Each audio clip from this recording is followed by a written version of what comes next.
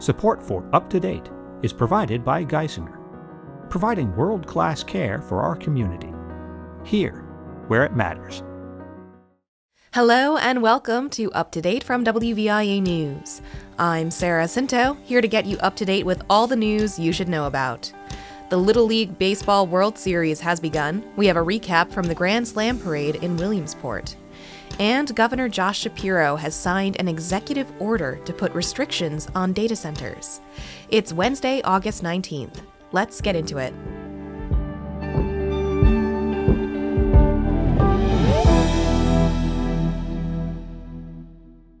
We'll start off in Harrisburg. Governor Josh Shapiro used to boast of big data center investments in the state, but as Tom Reese reports for WVIA, a new executive order takes a different tack.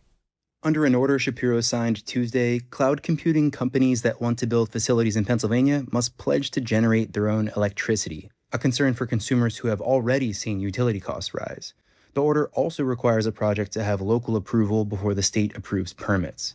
Those requirements used to be voluntary, with tax breaks for those who followed them, but Shapiro says things have changed. We have seen an unacceptable number of speculative proposals for data center development that is swamping our Commonwealth, many of them led by developers who have no regard for local communities.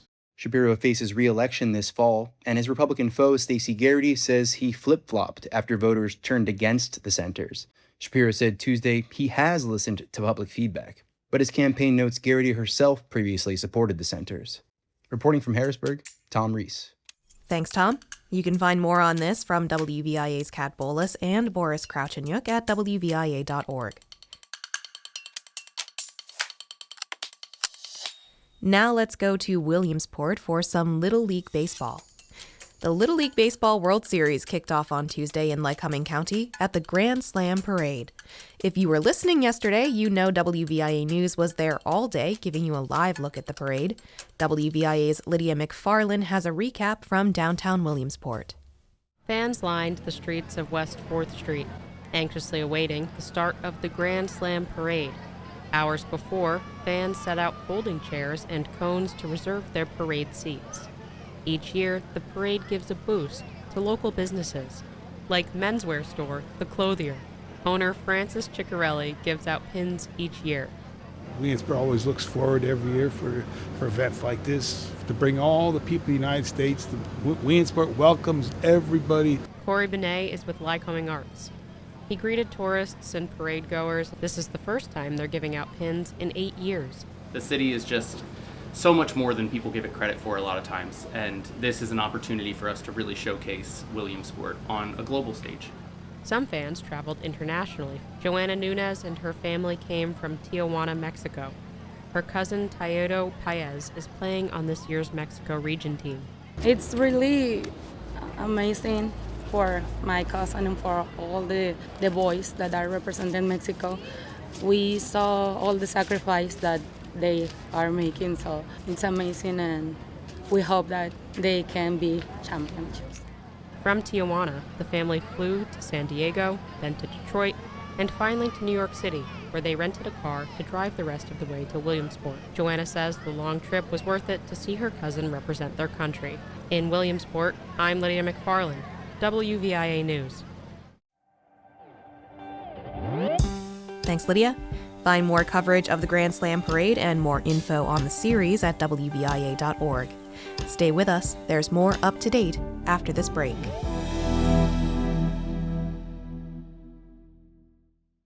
You know WVIA as your arts, news, and information station. It's time to add local sports to the list. Get ready for Sports Voices, a new feature where we partner with Fox 56 TV sports director Bob Ide to discuss the latest local sports news from around Northeast and Central Pennsylvania.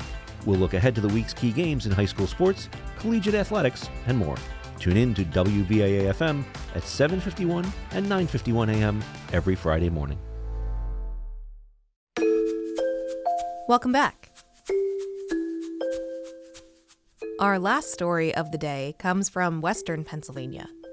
State regulators have agreed to review the environmental impact of a coal mine in Western Pennsylvania's Laurel Highlands.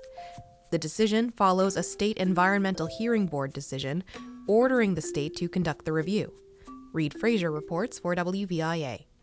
LCT Energy of Johnstown is seeking a permit to expand its Rustic Ridge coal mine in Westmoreland County. In 2024, the nonprofit Mountain Watershed Association sued to have the state declare 11,000 acres in the mine's project area unsuitable for mining. The Department of Environmental Protection denied the request, but a state environmental hearing board ordered the agency to accept it. Melissa Marshall is an attorney with Mountain Watershed Association. We are worried about water loss and hence wetland loss because of mining in the area, and so losing habitat. There are so many headwaters for the larger area too. So we felt like it met that criteria for unique and critical habitat loss. The agency will now study the mine's potential impacts and issue a recommendation. LCT says the mine has operated in the area for 2 years, and it has found no impact on local water quality. For the Allegheny Front, I'm Reed Frazier.